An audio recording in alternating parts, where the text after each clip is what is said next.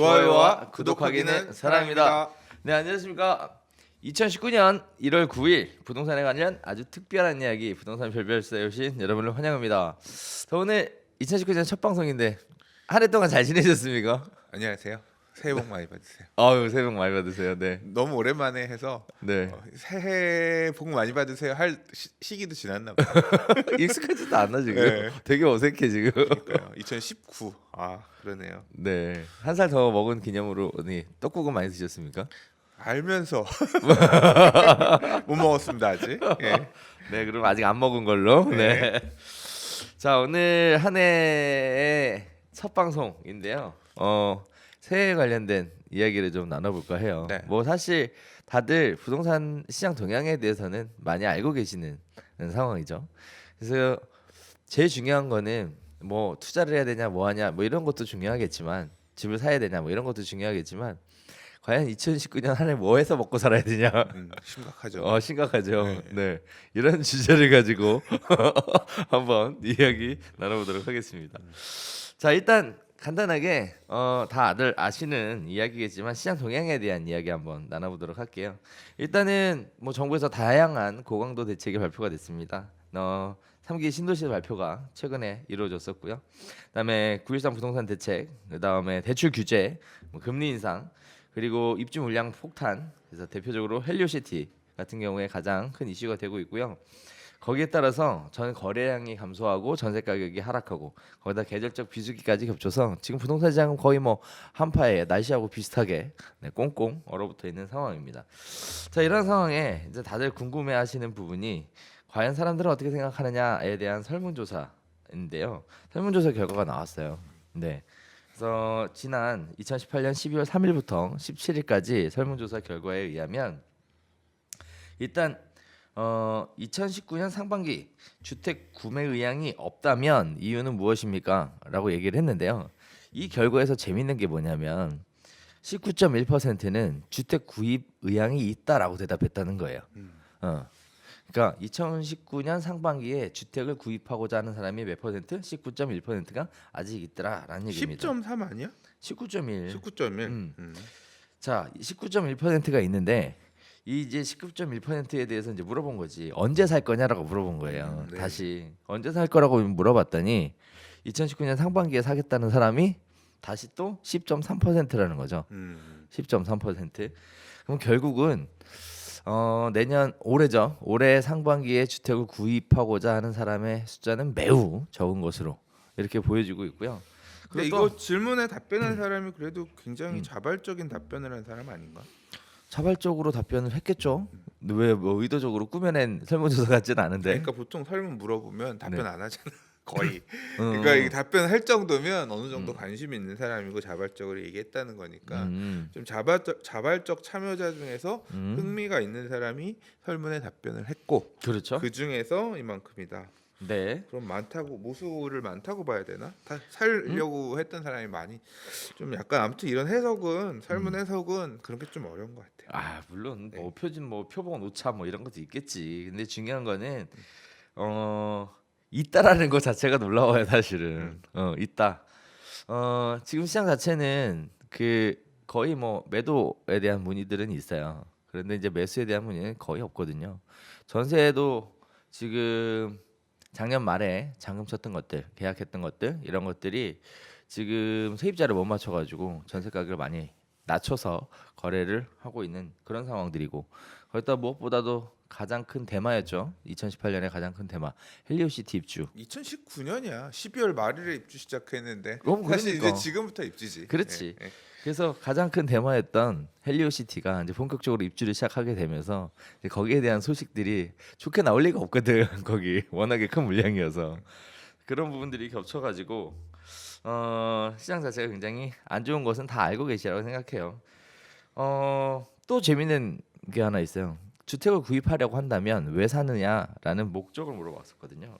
그랬더니 더 넓은 주택으로 이사를 하겠다, 실거주 목적으로 주택을 구입하겠다 했던 사람이 61.3%예요. 다시 얘기하면 실거주 목적으로 주택을 구입하려는 사람의 숫자는 상당히 많이 있다라는 거에 또 보여지고 있고요. 그러니까 2019년 상반기 또는 이제 그 이후에 집을 살려는 사람들의 대부분이 음. 투자 목적은 27.5%밖에 안 되고 그렇지. 이제 실수요자들만 남아 있는 시장이라 이거잖아요. 그렇죠.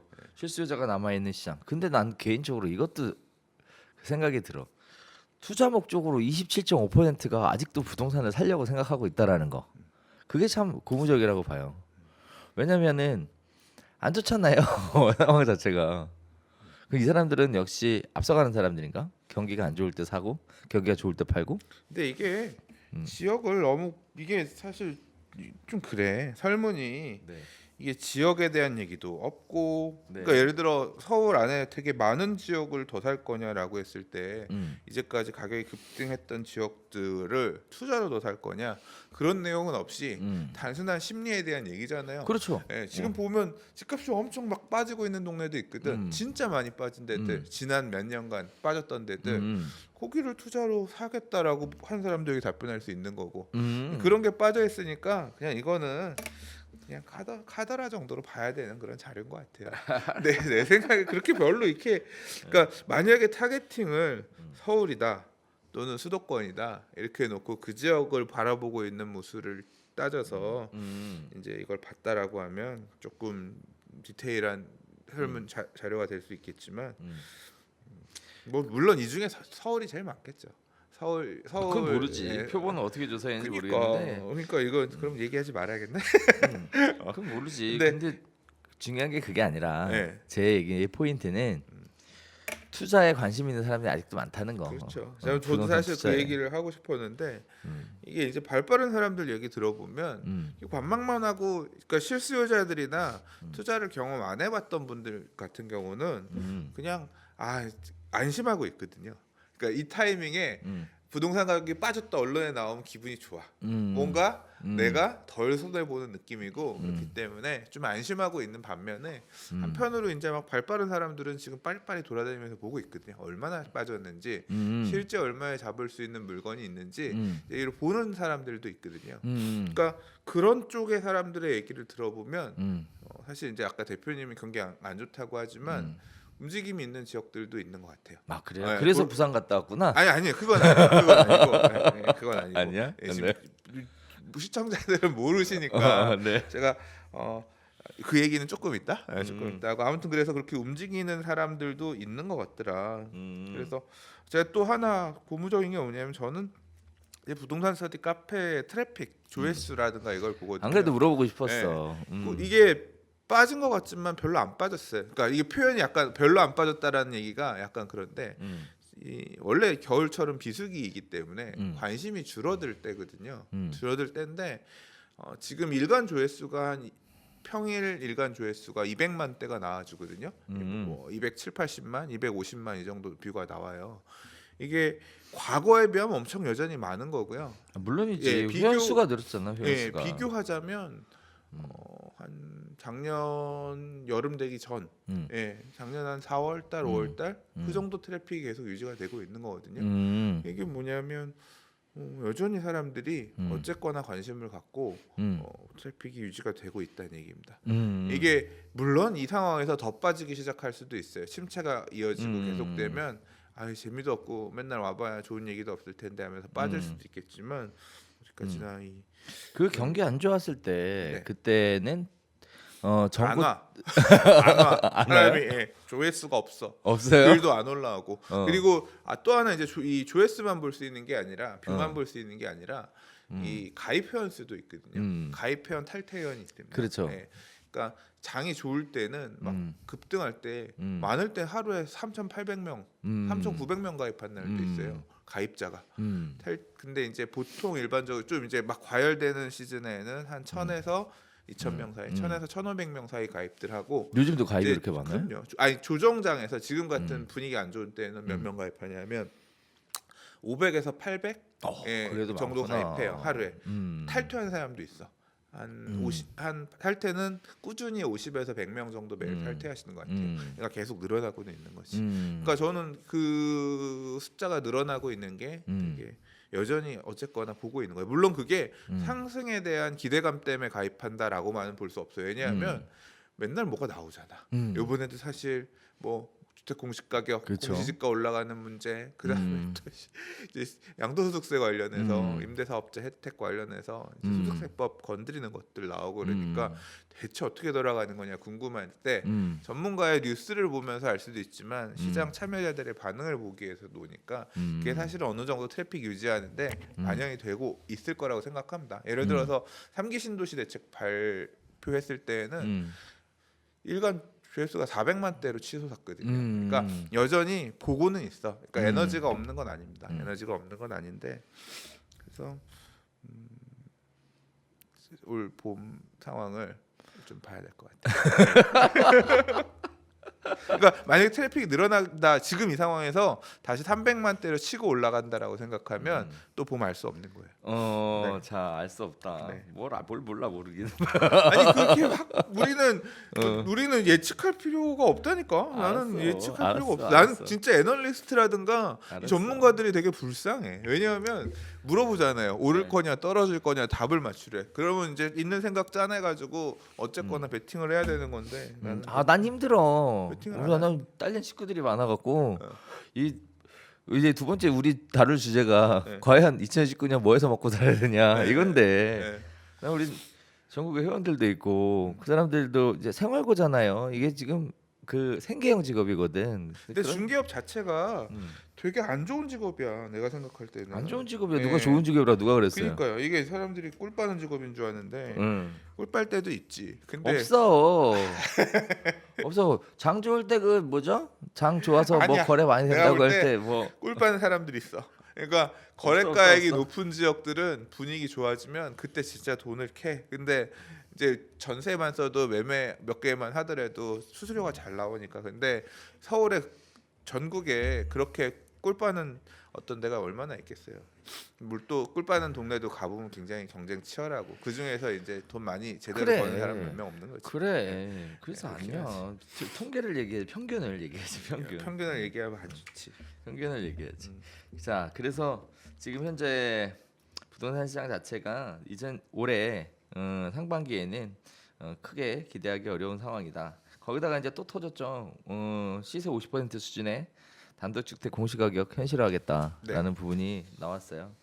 그래서 공시가격을 올리겠다라는 얘기인데 뭐 건물부터 시작해서 뭐 토지에 관련된 부분 공시가격을 이렇게 올리면 이제 재산세하고 종부세가 급격하게 보유세가 급격하게 증가하죠. 제가 증가하게 볼 때 되는. 미친 것 같아요. 이거는 이렇게까지 이게 그러니까 국민들의 공분을 이용해가지고 아주 증세를 그러니까 이때다고서 팍팍팍팍 올리는 것 같아요. 그러니까 네. 이게 사실 뭐 얼마 몇만 원 늘어난 것 같고 뭐 타격 받냐라고 얘기는 하는 건데 올라가면 떨어지지 않잖아. 안 좋은 시장 안에서도 세금은 늘어나잖아. 그래서 이게 그러니까 이렇게 급격한 상승은 사실 이제 뭐 그럴 수 있다고 쳐요. 뭐 제가 뭐 이 제가 어쩐다고 바뀔 수 있는 게 아니기 때문에 그래. 그냥 그럴 수 있다고 치는 건데 그럼 받아들여야지. 그거는. 받아들이고 결국은 뭐냐면 이런 사회적인 어떤 환경의 변화는 투자 환경의 변화나 아니면 뭐 투자가 아니라 말 그대로 이 적응하고 어쨌거나 버티는 수밖에 없는데요. 버티는 수밖에 없는데 이제 여러 가지 생각들이 듭니다. 첫 번째는 뭐냐면 일단 정비 사업 측면에서는 되게 많은 보세요. 공시 가격이 이렇게 올라가게 되면 개별 표준지 공시지가도 올라가잖아요. 네. 그러면 감정 평가의 기준도 바뀌는 거죠. 그렇죠. 그러면 다들 미친 듯이 올라갈 겁니다. 조성 원가들이 다 올라가겠지. 이것만 그럴까요? 누가 이제 그런 표현도 쓰더라고요. 개별 공시지가 이렇게 올리는 거는 3기 신도시 안 하겠다는 거라고. 올라가면 왜? 그 돈 오른 가격 어떻게 보상해 줄 거냐 이거죠. 전체적으로 집가가 올라가면 이런 기본적으로 조성 원가들이 다 올라가는 거기 때문에 새로 주택을 만드는 측면에 있어서는 되게 이제 원가가 올라가니까 압박이 될 수밖에 없죠. 재개발 사업에서 재건축 사업에서 조합원 분양가라고 하는 게 결국 이렇게 평가받은 토지 가격에다가 건축비, 사업비, 정비 사업비를 녹여가지고 조합원 분양가를 산정하는 건데 다 올라갈 것 같아요. 엄청나게. 근데 정비 사업 경쟁 평가할 때 공시가격 기준으로 하는 건 아니잖아요. 아니죠. 표준지 공시지가 기준으로 개별 공시지가 아니라 표준지 공시지가에서 여러 가지 요인들 고려해서 하죠. 영향을 물론 이제 그러니까 어떤 결과가 나오냐면 사업성이 안 좋은 재개발 구역은 이제 비례율 7, 80% 뭐 그런 데도 나올 수 있겠죠. 물론 이제 지금 상황이 그런 상황은 아니라서 그렇게 비례율이 떨어지는 데가 나오진 않겠지만 그러나 평균적인 평가 금액들도 좀 올라갈 것 같아요. 뭐 비율이 그렇게 떨어지면 사업 안 하겠죠? 네, 뭐 지금 상황에서는 정비 사업이 그렇게 멈춰서 일반 분양이 저렇게들 잘 되는데 여전히 물론 요번에 이제 그 어디야? 판교 가자자 위례. 위례 말고요. 도시 서울 안에 강남의 서초에 네. 지금 어디더라? 그 반포 라클라스인가 아무튼 이제 미분양 나서 미계약 나서 이제 선착순 또는 뭐 이제 저거 한다고 옛날 기준으로 사순위 이제 줍줍한다고 이제 안내문 오고 하고 있는데 이제 조금 약간 상황이 이러니까 약간 사람들이 좀 치려 있는 부분이 있는 것 같아요. 자, 그래서 전반적으로 움츠려 있는 상황에 공시지가가 올라간다라는 악재도 있고요. 그리고 또 3기 신도시에 대한 기대감이 또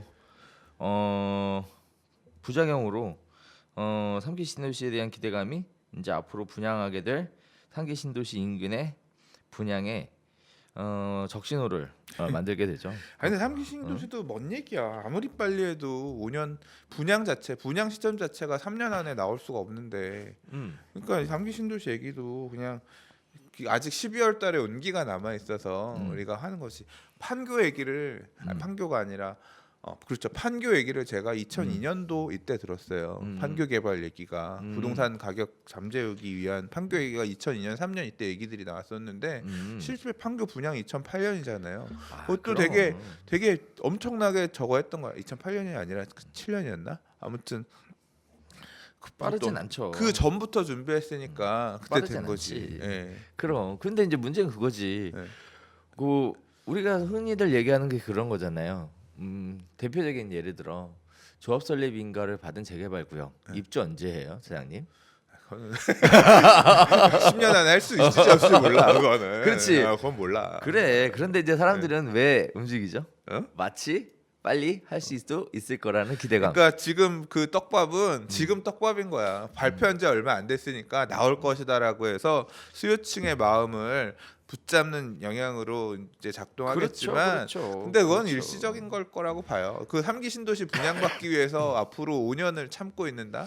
3년을 참고 있는다. 시장이 죽으면 그럴 수 있는데 시장이 그러니까 그래서 악재라는 거야. 그렇지. 사람들의 마음을 마치 금방 무언가 이루어질 것처럼 해서 안도 시켜놓음으로 인해서 시장을 정체시키는 거죠. 최근에 나오는 글들에 보면 그런 얘기들도 있어요. 이런 이제 보상금 올해부터 토지 보상금들 많이 풀린다고 하는데 네. 이런 보상금들은 장기적으로는 주택 공급으로 돌아오면서 시장을 안정화시키지만 단기적으로는 결국 이 보상이 이루어지는 지역의 인근 지역의 집가를 상승시키고 주택 가격도 상승시키는 역할을 나타내더라. 이제 그렇게 이제 그 부분도 올해 보상받으면 내년 부동산 시장에는 일단 집값을 끌어올리는데 토지 가격을 끌어올리는데 영향을 끼칠 수 있을 거다. 이제 그런 분석들도 하고 있어요. 아 그래요? 그러면 토지 가격이 올라가겠네. 보상가가 이렇게 풀리면. 그렇죠. 그리고 막 아까 이제 입주 물량들 쏟아지는 거 자체가 되게 문제다라고 하고 있는데 입주 물량 쏟아지는 건 결국 지나면 해결됩니다. 그죠? 그럼 예. 결국은 되죠. 올해 연말까지 해서 되면 내년 상반기 정도까지는 물량들 꾸역꾸역해서 얼추 정리가 될 건데 그러면 그거 이후부터는 또 이제 시장의 흐름이 어떻게 달라질 수도 있고 그리고 올해 잘 모르겠다라고 작년에 잘 모르겠다고 생각한 부분이 뭐냐면 입주 물량도 어쨌거나 나오기 시작할 건데 멸실 물량도 있을 거다라고 했는데 그 멸실 물량이 사실 다 밀렸어요. 멸실을 안 했어. 그러니까 재개발 재건축 이주들이 상당 부분 지연되들이 많거든요. 이제 그게 여러 가지 이유가 있겠지만 뭐 이주비 지급 문제 때문에 못하는 세대들도 있고 하긴 한데 이제 그런 부분들 이주들 어쨌거나 개시들 하고 있잖아요. 이제 입주 물량도 있지만 이주 멸실 물량들도 생기기 시작할 거예요. 그래서 이게 지역별로 좀 봐야 돼요. 제가 볼 때는 송파는 강동은 입주 물량은 많지만 멸실 물량은 없고 그럼 강남 서초 쪽은 어떠냐면 입주 물량이 그렇게 많으냐 따져봐야지 그렇게까지는 안 많은 것 같아요. 별로 안 네, 많아요. 상대적으로 이주 물량은 많아. 그러면 강남 안에서도 종남 쪽이랑 이 중앙 쪽이랑 또 다르게 나타날 수도 있거든요. 그래서 그 하나만 놓고 그렇게 보기는 조금 어려울 것 같아요. 우리 강 소장님 지금 국지적으로 네. 시장이 움직이는 게 다를 수 있다. 실제로 국지적으로 움직여요. 아니 그런 지금 말씀을 입주 물량이 하고 많은 있어요. 입주 네. 물량이 지금 사실 동작구 같은 경우도 세 개 단지가 입주하고 있거든요. 지금 동시에 이렇게 막 이렇게 몰려서 입주한 적은 없었거든요. 보세요. 헬리오시티가 비싸요. 동작구의 새 아파트가 비싸요. 헬리오시티가 훨씬 비싸요. 지금은 동작구에는 아파트가 비싼 것 같은데. 전세가는 동작구의 아파트 전세가가 더 비싸요. 지금 물량이 걔네가 더 많으니까 걔네가 더 전세 가격이 지금 갑자기 헬리오티가 싸졌어요. 그럼 장기적으로 전세 가격은 어디가 더 비쌀까? 동작구가 비쌀까요? 그건 아니겠지. 그렇지, 다시 올라가겠지. 이제 그런 거죠. 그러니까 저는 전세 가격이 하방 압력을 가는 거는 뭐냐면 결국 그런 물량 수급이 굉장히 전세 가격에 특히 영향을 많이 끼치는데, 그러니까 그런 수급 자체가 강남 서초구는 송파 강동이랑 또 다를 수 있을 거라는 거예요. 예. 물량이 적지는 않아요. 그러니까 물론 서초구도 입주 물량들이 있긴 있는데 조금 멸실 물량들도 더 크게 와닿을 수 있을 것 같아요. 아, 그렇습니다. 네. 일단 다행이에요. 강 소장님이 그렇게 저랑 다른 얘기를 해줘가지고 다른 얘기 해줘가지고 다행이야. 자, 그래서 이제 시장 자체가 그렇다라는 내용은 간단하게 정리를 했고요.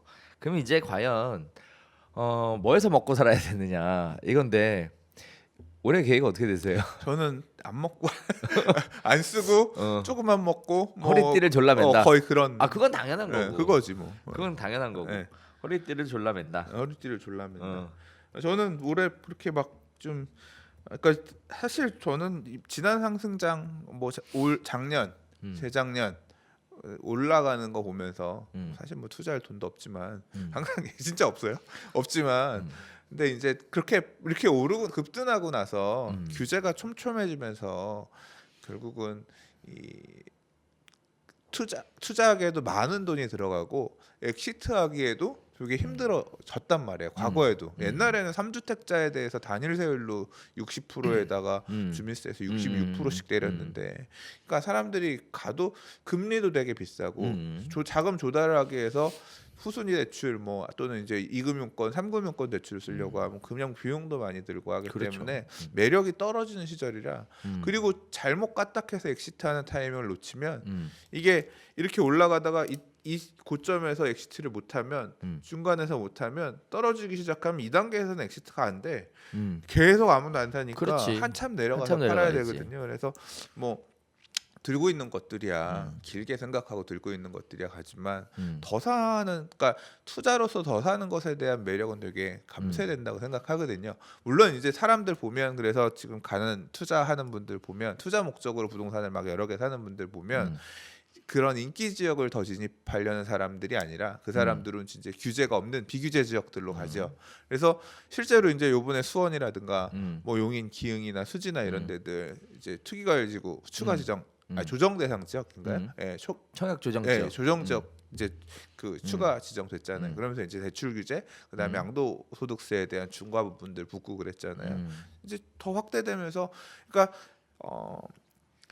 올랐다고는 하지만 사실 이제 메인 코어라고 할 수 있는 핵심 지역 오르는 거에 비해서는 덜 올랐죠. 그렇죠. 덜 올랐기 때문에 사실 빠져도 빠질 것도 별로 없다라고 생각하니까 이제 그런 지역들에 들어갔던 데들이 이제 가격들이 상승하고 하면서 추가 규제가 됐고, 이게 소위 말하는 풍선 효과 아닙니까? 지금 안대들도 사람들 그런 움직임들이 또 그렇게 튀어 올라가면 그런 지역들로도, 그러니까 이 윗시장의 침체는 많이 올랐던 지역의 침체는 어느 정도 감안하고 있을 수 있어도 밑에 지역들은 조금 다르게 돌아갈 수도 있을 것 같고요. 올해 분위기에는 오히려 올라갈 수도 있어요. 근데 이제 나 할 예. 말이 없음 예. 지금. 근데 이제 실수요자들은 어. 지금 뭘 보고 있냐면 아까 어. 얘기했던 투자 어. 목적으로 부동산 보는 사람들은 그런 사이트들을 보겠지만 어. 실수요자들은 그 사이트에 실수요 내가 가겠다라고 생각하는 사람도 일부 있겠지만 사실은 내가 거의 그래요. 내가 강남에, 내가 송파에, 내가 강동에 들어가려고 그랬는데 갑자기 급등하면서 못 들어갔다는 거예요. 그래서 이 사람들이 다시 내가 사야지, 이번엔 사야지라고 맘먹고 있는 금액이 급등하기 전 가격 정도, 예를 들어 2017년, 뭐 2018년 정도, 그러니까 2018년 2017년 12월부터 다시 급등하기 시작했죠.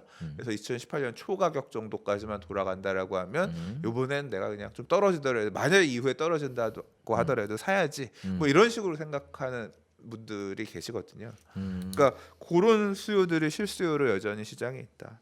이 그 청약 통장을 가지고 저걸 하는 거는 한계가 있죠. 경쟁률 계속 이렇게 높게 나오고 사람들 받고 싶어 하는데 수요는 있단 말이에요. 근데 공급이 그렇게 생각보다 물량이, 특히 강남 중층 재건축 같은 경우 일반 분양 개수 얼마 없고 재개발들 같은 경우, 재개발은 좀 상대적으로 물량이 있는 편이긴 한데 뭐 거기들도 경쟁률 40대 1, 50대 1, 30대 1, 한 명 받으면 30명, 40대 1이면 39명 못 받는 거잖아요.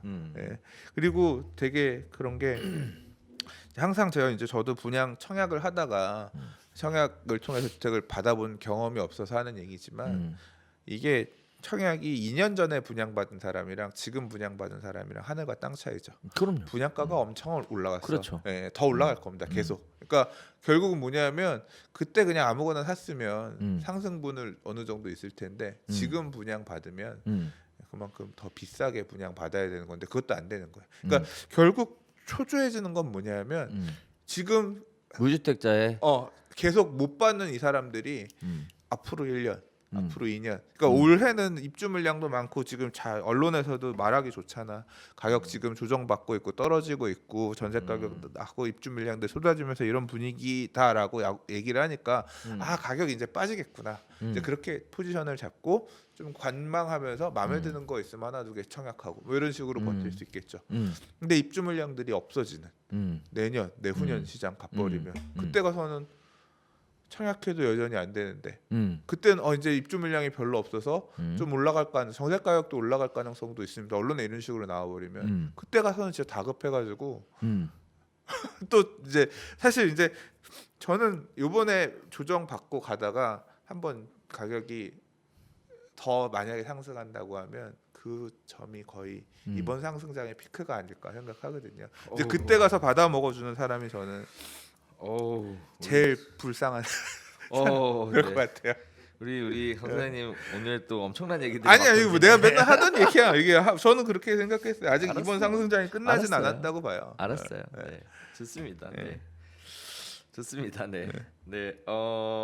말문이 막혀갖고 사실 네. 시장을 그렇게도 보는구나. 저는 그렇게 생각하고 있습니다. 제 경험상으로는 네. 소장님하고 살짝 조금 다른 관점과 차원이 있어요. 네. 내 집 마련을 하고 싶어. 지금 예를 들어 사실 내 집 마련 하려고 생각하는 사람들의 입장을 딱 보면은 매수를 할 수가 없어. 왜냐면 가격이 안 빠졌거든. 그러니까 결국 청약 시장 또 들어갈 수밖에 없는 상황이고, 이 사람들이 청약을 하는 이유는 가격에 빠질 거라는 기대도 있지만 시점이라는 게 있거든. 난 지금 필요하니까. 그래서 이제 들어가는 부분이 있어요. 그러다 보니까 어쩔 수 없이 청약들을 그렇게 하게 되는 거거든요. 근데 이제 장이 꺼지잖아요. 장이 꺼지면 안 들어가요. 뭐 분양 물량이 있냐 없냐 이게 중요한 게 아니고 일단 청약 자체를 아예 안 해. 그래서 미분양 미비액 속출을 하고요. 거기에 따라서 무슨 뭐 건설회사 부도 얘기 나오고 너무 지나치게 분양가를 높여서 그 분양을 얘기를 하기에는 지금 너무 이른 그러지 않냐? 시기잖아요. 그러니까 예를 들어 올해 미분양이 서울에 날까요? 올해 미분양 올해는 안 나죠. 내년엔? 내년에는 생각해봐야 돼요. 그래요? 네. 내년엔 생각해봐야 돼요. 올해 2019년 장이 어떻게 움직이느냐에 따라 내년 장에 영향을 미치겠죠. 근데 올해 장이 말 그대로 다시 반등하지 않는다면 그냥 이 수준을 유지하거나 아니면 밑으로 빠지는 걸 거 아니에요. 근데 이제 소장님은 제가 이제 느끼는 게 다시 반등할 수도 있다라는 걸 전제로 깔고 가는 거고, 저는 현 상태를 유지하거나 아니면 가격이 빠질 것이다. 이게 지금 사실 음, 이 변곡점을 넘어왔다. 보시는 그렇게 거네요. 보고 있는 거거든요. 그런 차원에서 이제 견해의 차이가 좀 있는 것 같고, 그렇게 보면 저는 개인적으로 현 상태를 유지하는 거 저는 별로 안 좋게 봐요. 저 개인적으로는 빠져야 된다고 보거든요. 그러면 더 심해질 수도 있어요. 왜냐하면 가격이 쭉 올라갔어. 그리고 좀 내려가 줘야 다시 새로운 시장 참여자가 만들어지고 에너지가 고일 텐데, 올라갔어. 근데 안 빠지고 그대로 가. 그러면 이게 중기업화의 입장에서 너 너무 길게 가는 거야 그러면. 우리가 2019년 뭐해서 먹고 살아야 되나를 보는 관점에서 경이성으로 얘기하면 안 되지. 관점에서 내가 먹고 살게 만들어져야 되니까 가격은 빠져야 돼. 그건 좀 그렇다. 아니야. 그게 아니라 예. 그렇게 될 거예요. 그렇게 될 건데, 예. 그런 상황에서 뭘 해서 먹고 살아야 되냐에 관련돼서 사실 여러 가지 루트와 방법들이 있어요. 그럼 뭐 예를 들면 분양시장 요새 분양 안 되거든요. 그런 메이저 단지 이런 관심 있는 데만 되고, 조그만 소형 있죠. 이런 데들은 분양하는데 떼분양 일종의. 어디 그래서 서울에 어디 그런 게 있어? 많어. 이 주식 분야에. 동네도 많아. 아이 그 빌라 이런 거랑 빌라 아니고. 그러니까 소규모 아파트 나홀로 그러니까 사람들이 똑똑해져가지고 옛날처럼 그러니까 돈 되는 거 그러니까 정보가 되게 빨리 소모되고 하기 때문에 사람들이 그 될 거 안 될 거를 제가 볼 때 잘 보는 것 같아요. 아니요. 그 이렇게도 봐야 되거든. 예. 이제 현실적으로 볼 때 뭐 장이 좋을 때는 특히 오피스텔이나 어떤 도시형 생활주택 이런 쪽의 것들도 덩달아 잘 됐어요. 예. 처음에 무슨 저 가격에 분양이 될까라고 했지만 다 완판들 쳤어.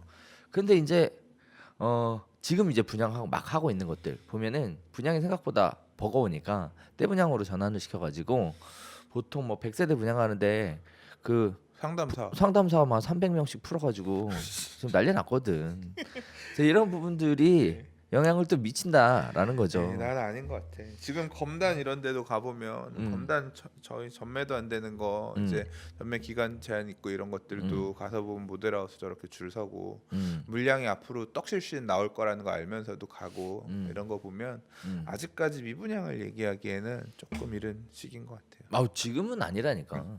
지금은 2019년은 아니에요. 근데 기왕이면 시장이 이렇게 내려갔다가 다시 올라가는 시기가 오는 게 훨씬 더 바람직할 것 같다.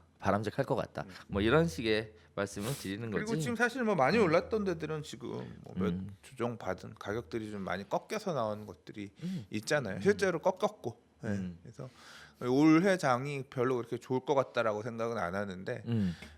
아니 그래 나도 그렇게 생각하는데 갑자기 올라갈 수 있다 그러니까 내가 얼마나 당황하겠어요. 그러니까 그게 올해가 아니라니까요. 올해가 아니라 그런 부분들이 어느 정도 정리되는 내년부터는 또 지금이랑 다를 수도 있는 거고 한편으로는 올해도 또 단언하기는 못할 것 같아요. 단언하지 못한다. 부동산 가격이 빠질 거다, 조정받을 거다, 떨어질 거다. 음. 어디에 베팅을 할 거냐라고 하면 조정이겠지만 단기 급등했던 지역들 같은 경우는 조정받으면서 빠지겠지만 사실 덜 올랐던 지역들 같은 경우는 전 갭을 메우면서 쫓아 올라갈 수도 있을 것 같거든요. 서울 안에서도 지역에 따라서. 그래서 평균을 놓고 보면 그러니까 질문이 거의 그런 식이야. 설문지에 오면 올해 서울 아파트 가격은 어떻게 될까요? 강남은 예를 들어서 몇 퍼센트 빠져도 강북 쪽에 덜 올랐던 애들이 올라주면 똔똔이 되는 거잖아. 그러니까 퍼센트 0에서 1, 3에 쓰라고 하면 그런 비율까지 고려해서 봐야 되니까. 그러니까 그리고 재건축 같은 정비 사업 같은 물량들은 사실 단기 이 충격이 올 수 있는 게 뭐라고 생각하냐면 재건축 부담금이거든요. 재건축 초과이익 환수 금액들 통보 작년에 하기로 한 거 하나도 안 했거든요. 메이저 한단지들 이제 그런 것들 나오기 시작하면 그런 애들이 기존 재건축 가격들을 어떻게 무너뜨릴까 그런 것도 사실 되게 큰 변수거든요. 그래서 이제 그러니까 그 물건 형태나 지역에 따라서 그것도 조금씩 다를 수 있을 것 같아요. 올해. 우리가 다음에 얘기할 때는 분야별로 쪼개서 얘기하겠구나. 원래는 강남 따로, 그렇게- 강북 따로, 교회 따로, 무슨 뭐 경기도 따로, 딱 그래야 되겠어. 지금 여기가 지금 갑자기 막 전국 사방팔돌 다 다니고 있어. 짧은 부산 시간에. 얘기도 할까요? 그래서 이제 부산 얘기도 해줘야지. 부산 얘기.